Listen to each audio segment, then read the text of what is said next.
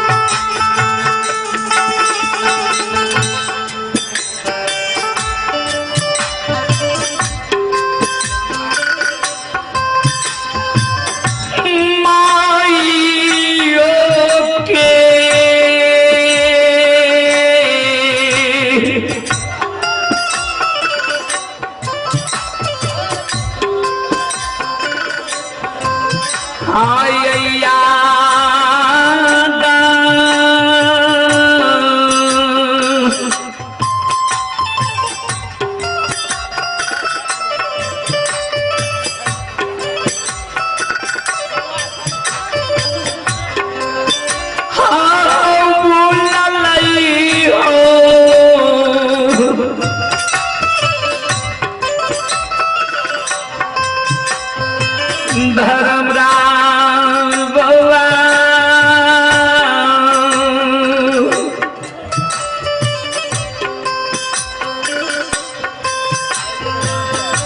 बेटा हमर के डालियो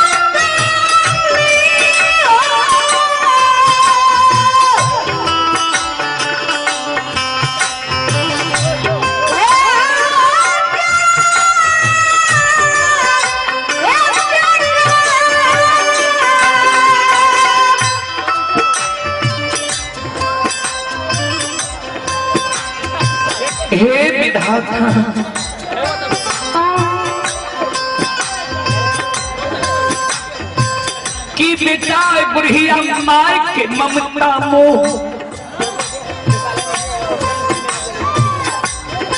दुख सुख के भूल गले खेतरी में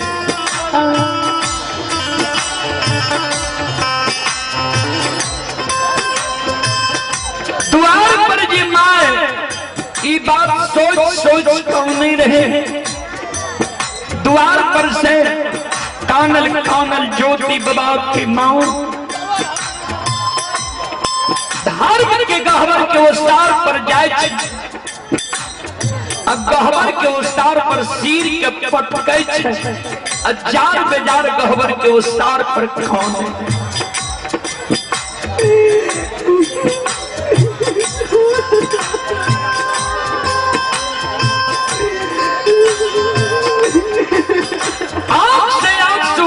वही गहवर के उस्तार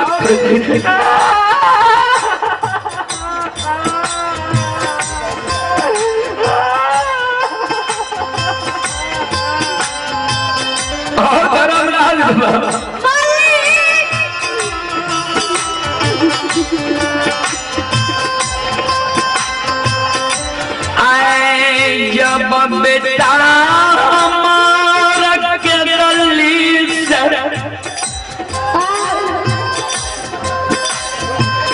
पोपी नहीं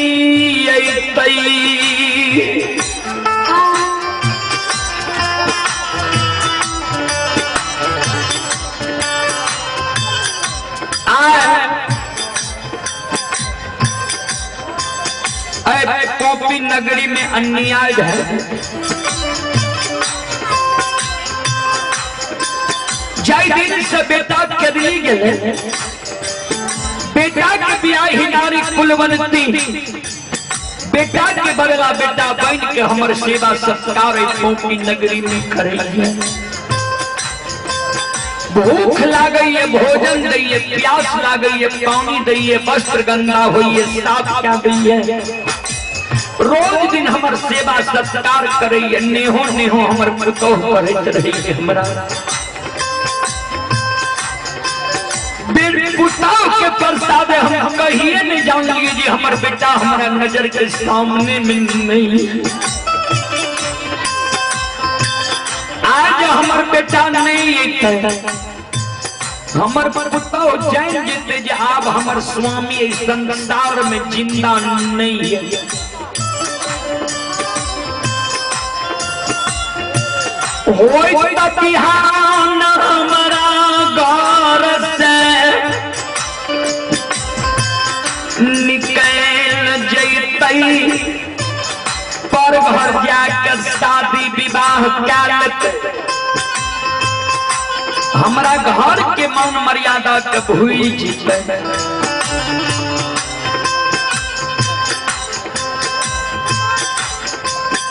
बेटा के दिली गले पुताओ के देख के धीरज बांध लिए सूरत के देख के पोपी नगरी में 12 बरस गम्या लिए हमर पुताओ हमरा घर से निकल जेते नहीं दोसर बेटा ये नहीं दोसर पुताओ ही केकरा देहरी वो सार पर बैस के बुढ़ारी समय के बीतेबे के बुढ़िया के टुका खार रोटी देते ये पोपी नगरी में जिंदा रहो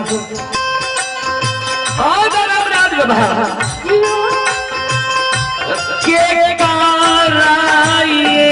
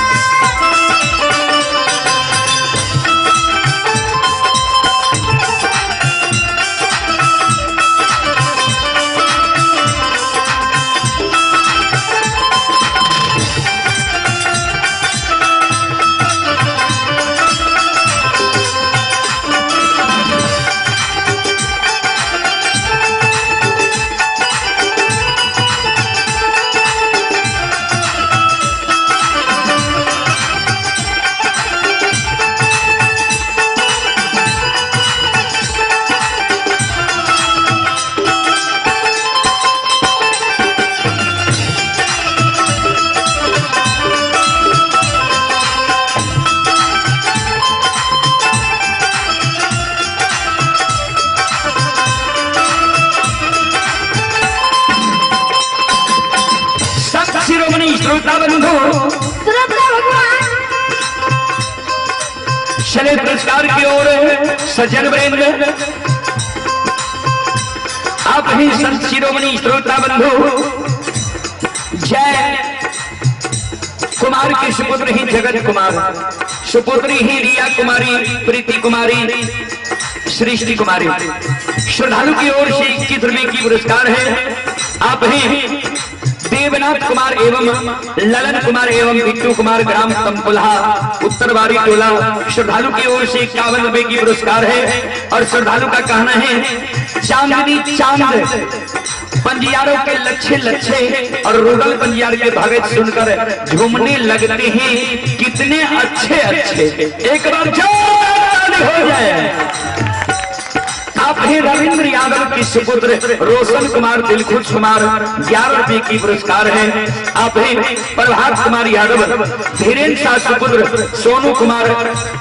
और अनुसन परेड के निवासी ही 51 रुपए की पुरस्कार है। रामचंद्र यादव के सुपुत्र अंकुश कुमार एवं लव कुश कुमार 51 रुपए की पुरस्कार है। सोनू कुमार और सकेन कुमार पिता भाईजी यादव, अमेरिका कुमारी टोला 25 रुपए की पुरस्कार है। आप ही विनोद कुमार यादव के सुपुत्र सुंदरम कुमार और शपन जी कुमार, श्रद्धालु की ओर से शानदार 51 रुपए की पुरस्कार है। अशोक यादव बड़े उनके सुपुत्र हैं राहुल प्रिंस, मुन्ना कुमार 51 रुपए की पुरस्कार है। आप हैं रुदल यादव के सुपुत्र रंगीश कुमार, श्रद्धालु की ओर से 101 रुपए की पुरस्कार है। रुपेश कुमार अमेरिका के निवासी ही, श्रद्धालु की ओर से शानदार 50 पैसा का पुरस्कार है। 50 पैसा तो चलबो न करे छे जी जी। आप हैं निर्मल यादव के सुपुत्र रणवीर कुमार, रोशन कुमार तमकुल्हा कुमारी टोला के निवासी ही 51 रुपए की पुरस्कार है। हरे राम यादव घर जमना उनके सुपुत्र है नीतीश कुमार, सतीश कुमार, अंकित कुमार वार्ड नंबर 4 के निवासी है 51 रुपए की पुरस्कार है। संतोष कुमार रजक ये धोबियारी के निवासी ही 11 रुपए की पुरस्कार है। संजन यादव की सुपुत्र परवेश कुमार, नीतीश कुमार, शिवम कुमार ये हटिया मालिक संजन यादव 151 रुपए की पुरस्कार है। Rahul Kumar and Ranjit Kumar Adarsh name Ghanshyam Yadav America के निवासी हैं 21 रुपए की पुरस्कार है। आप हैं टोमी कुमार और गौरव कुमार और सतीश कुमार अमेरिका, श्रद्धालु की ओर से 51 रुपए की पुरस्कार है। श्रद्धालु का कहना है फूल तो देखते हैं अनेक लेकिन गुलाब जैसा नहीं, पंजियार तो देखते हैं अनेक लेकिन रुदल पंजियार जैसा नहीं। सज्जन वृंद, आप ही ब्रजेश कुमार और अमित कुमार, बाबुल कुमार जेमहरा के निवासी ही। ब्रजेश कुमार, अमित कुमार, बाबुल कुमार जेमहरा के निवासी ही, श्रद्धालु की ओर से श्रद्धा की साथ बड़े उदार दिल से शानदार 501 रुपए की पुरस्कार है। एक बार श्रद्धालु के नाम पर ताली हो जाए। आप है मुकेश कुमार भट्टी कला के निवासी ही, उनके सारों राजकुमार बरेट के निवासी ही 11 रुपए की पुरस्कार है।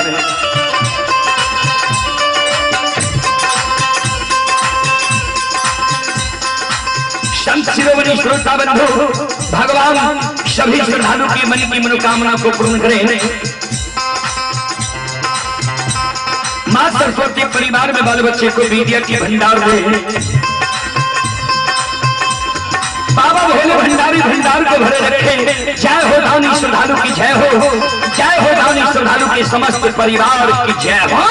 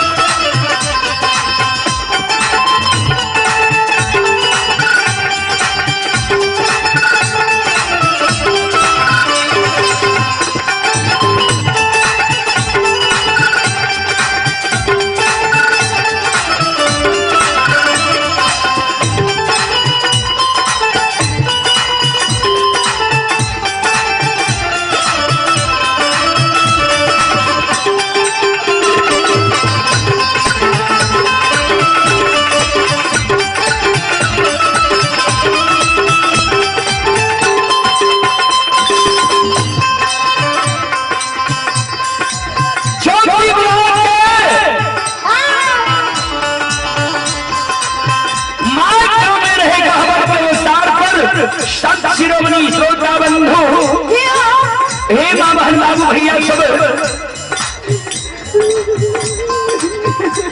जो बाबा के माँ क्यों नहीं गहवर क्यों सार पुतौ से छीट के जे पुतौ हमरा काने के नहीं देख लिए आ ज्योति बाबा के बियाही नारी काने घर में पलंग पर बैठ है आंख से आंसू गिरे हजार बेटा ज्योति बाबा के बियाही नारी काने आ कैद कैन के धर्मराज बाबा के कहे हो धर्मराज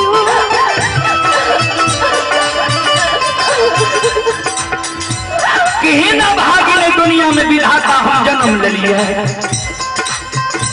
दाई माई दुरागमन करा के आवे छे सुख मौज करे छे हम दुरागमन करा के लिए दुए दिन अला भेले हाथ पैर के आटा मलिन नहीं भेले बाप भाई के दिल रंगल जोड़ा सारी मलिन नहीं भेले हमरा स्वामी के भगवान कंचन शरीर तोड़ के कोढ़िया निर्माण क्या के 12 वर्ष के लिए केदली जंगल भेज दिल तैयो वह स्वामी पर हम धीरज धैर्य के रह गए जे कोढ़ियो पुरुष भगवान से बैर के होय हे धर्मराज बाबा वह स्वामी पर 16 सिंगार बत्ती सब हरण त्याग के रह लिए 6 महीना जो हमरा पुरुष के गला भेले ने तो पोपी नगरी के दाई माय हमरा कहे जे कथी लेवे कोढ़िया पुरुष पर धीरज धैर्य के छो तो मर गेले था दोसर घर जाकर शादी विवाह क्या लेने दाई माई के बात नहीं मान ली एक स्वामी पर 16 सिंगार बत्ती सब हरण त्याग के रह लिए आए हमारे स्वामी के 12 वर्ष पूरे छो धर्मराज अभी तक हमारे स्वामी नहीं लाए आए जा हमारे स्वामी नहीं आई स्वामी पर से सुरता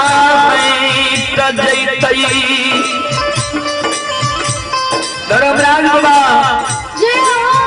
ओहिना तो पोपी नगरी के दाई माय कहे छे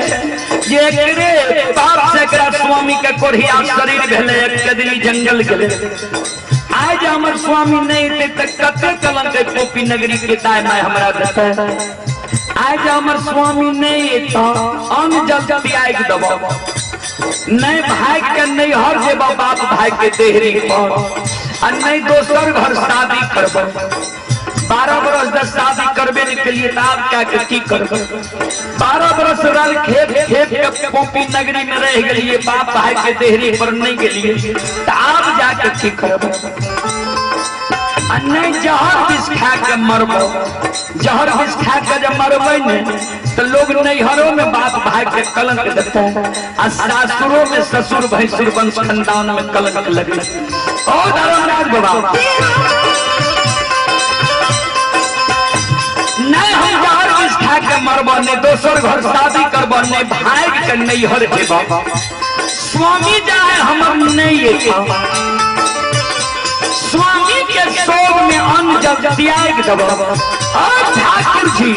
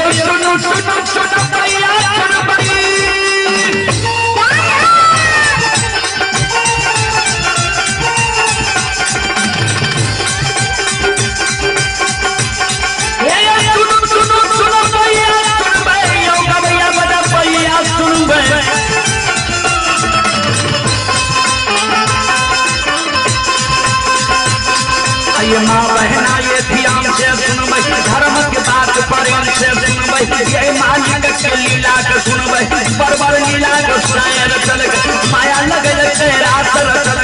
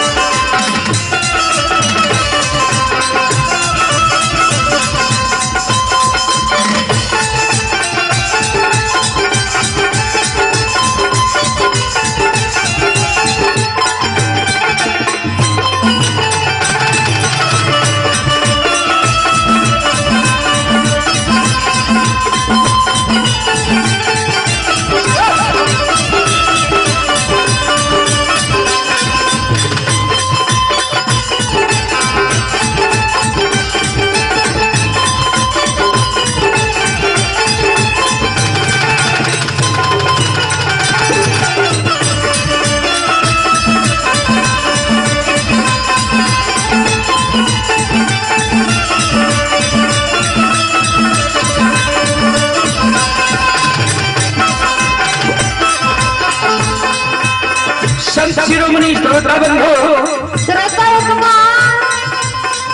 हे माँ महान बाबू भैया चले पुरस्कार की ओर। श्रोता सज्जन वृंद, आप हैं राहुल कुमार, रंजित कुमार और सारू ही आनंद कुमार अमेरिका के निवासी ही श्रद्धालु की ओर से 21 रुपए की पुरस्कार है। आप ही श्रोता सज्जन वृंद, अमरेंद्र यादव अमेरिका गुवारी टोला, पिता बनारसी यादव, श्रद्धालु की ओर से 21 रुपए की पुरस्कार है।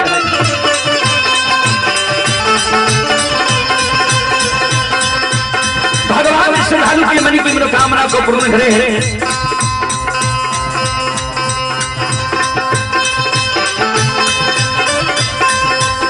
माँ सरस्वती परिवार में बाल बच्चे को विद्या की भंडार दे, बाबा भोले भंडारी भंडार को भरे रखे। जय हो रानी श्रद्धालु की जय हो, उनके समस्त परिवार की जय हो।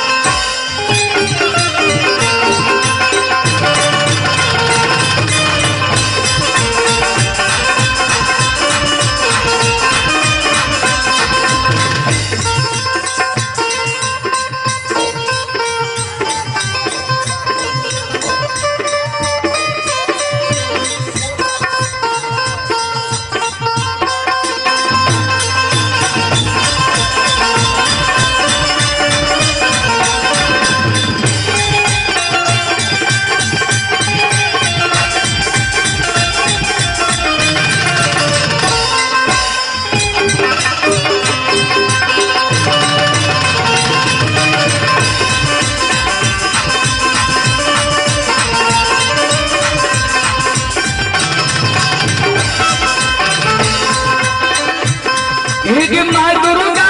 हर दिशा के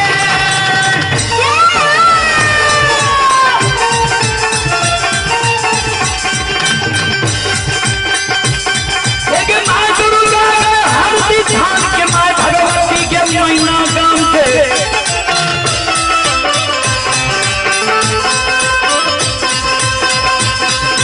माँ विषहरी दीवारी थान के, माँ तारा के महिषी धाम के, माँ गंगा के मानसी घाट के, माँ कत्यानी के रेलवे घाट के।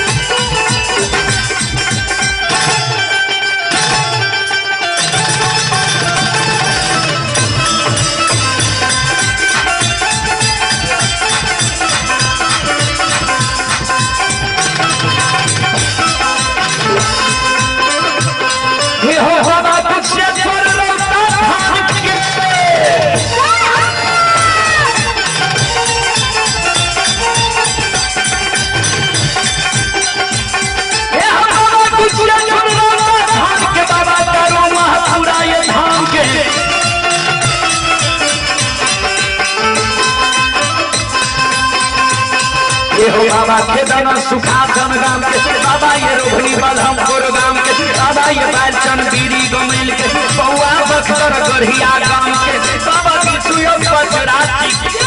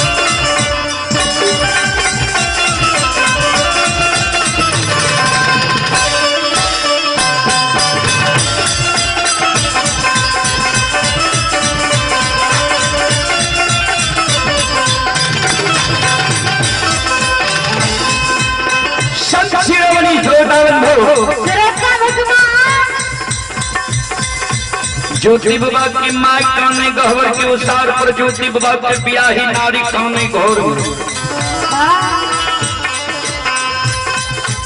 माई काने बेटा के शोक में ज्योति बाबा के ब्याही नारी काने स्वामी की शोक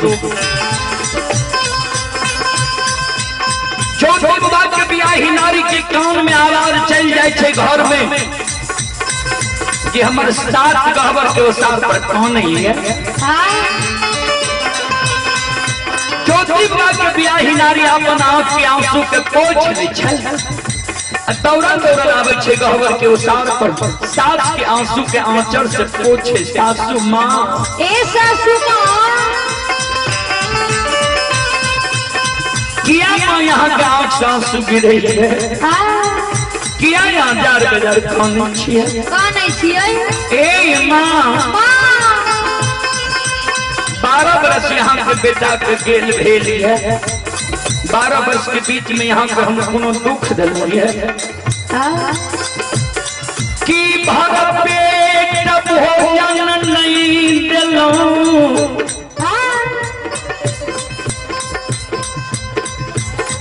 कि जल नहीं दिलौं कि यहाँ के वस्त्र नहीं साफ कर दिलौं कि यहाँ की सेवा सत्कार हम नहीं खेल अभागिन के मुंह से कोनो कठोर वचन निकल गई कि माँ यहाँ जार बेजार आए गहवर के सार पर कौन सासू माँ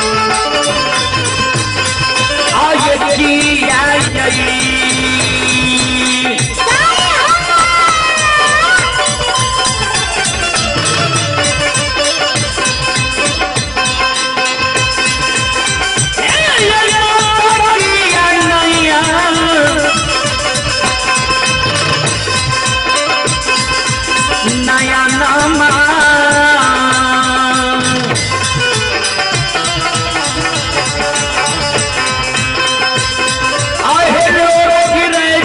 सासू माँ कौन छजा